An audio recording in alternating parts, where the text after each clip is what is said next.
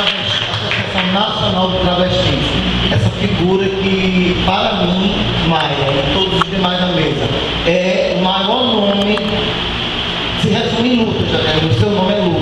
Você nos ensinou, você direcionou para que a ABA hoje existisse, você é a grande madrinha disso aqui.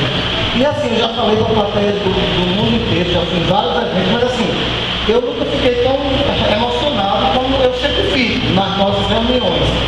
Porque, por mais que você fale, que você saiba que existem direitos, parece que coloca um espelho assim na frente da gente, que nos fala, como a Pilar falou, aqui, Michel, enfim, todos falaram. E a gente realmente fica emocionado, porque a gente sabe que os direitos nos são negados todos os dias.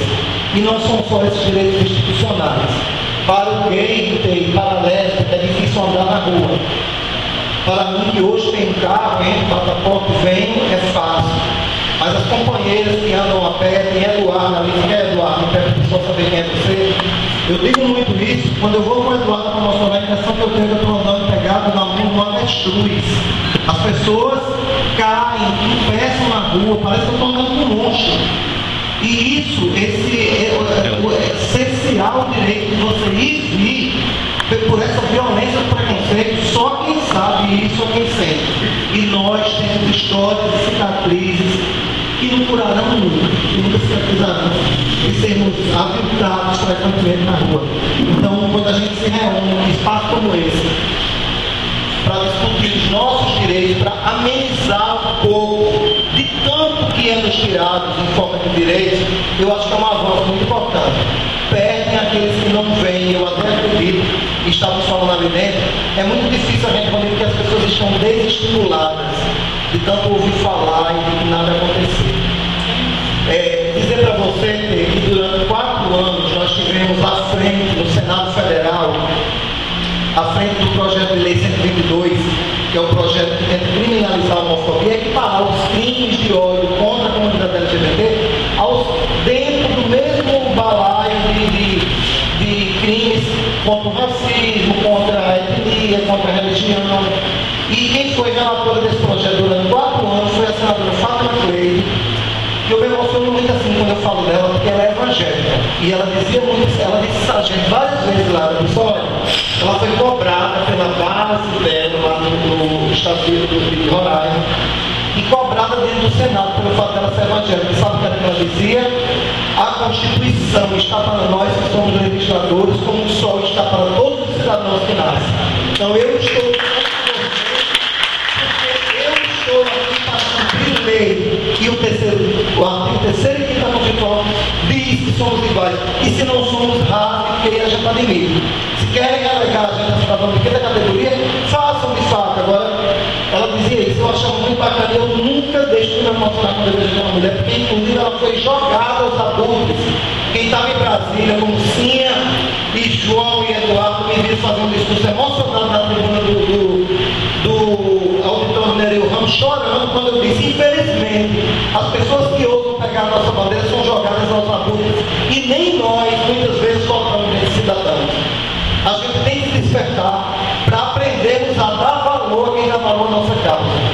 Eu não queria falar disso, mas é verdade. Nós precisamos, porque a gente mais do que nunca precisa de aliado. E para longe esse distanciamento da política, nós precisamos enxergar aliados, não só no campo político, aliados secretários, aliados técnicos, aliados como a doutora Michelle, que é uma grande aliada, é uma mulher que tem uma visão de vanguarda na questão dos direitos, que nem toda advogada é dessa maneira.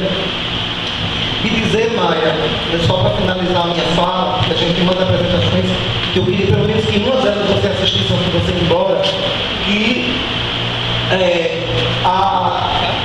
o fato do alijamento dos cidadãos gays e lésbicas, notadamente companheiras travestis e transexuais, dos programas sociais, vão muito mais além do que essa questão do arranjo familiar.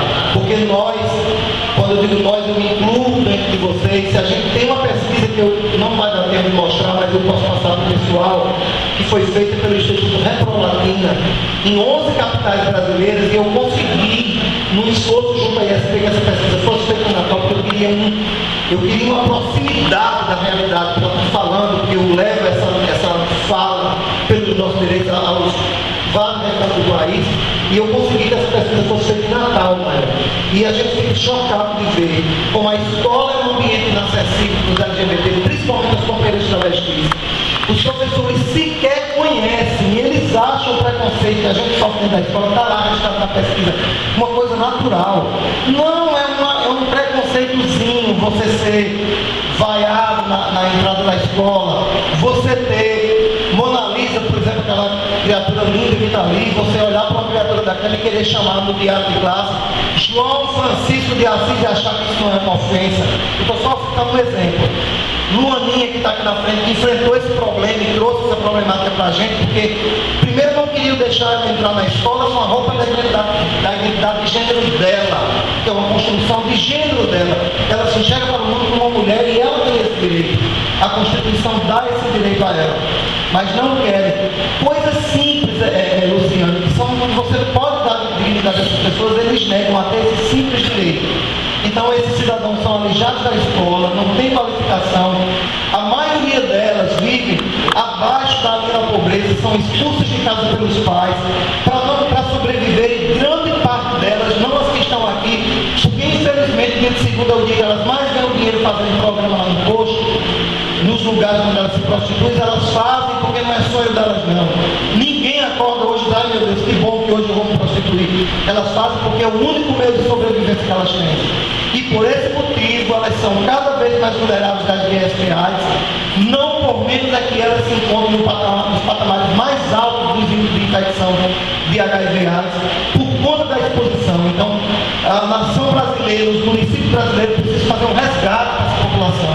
Algo tem que ser feito. É como Mara diz, qualquer coisa, uma conversa, dar ouvido a nossas falas, já é alguma coisa, porque a gente tem sido tratado, como bem disse a deputada Ana Verdade, não queremos nem menos nem mais, queremos direitos iguais. Não queremos estar acima das cabeças de ninguém, como propõe o pastor Malaface, mas estamos cansados de estar debaixo da sola do sapato das pessoas sendo pisadas e pisoteadas e tendo os nossos direitos negados todos os dias no ir e vir dos nossos afazeres. Muito obrigado a todos.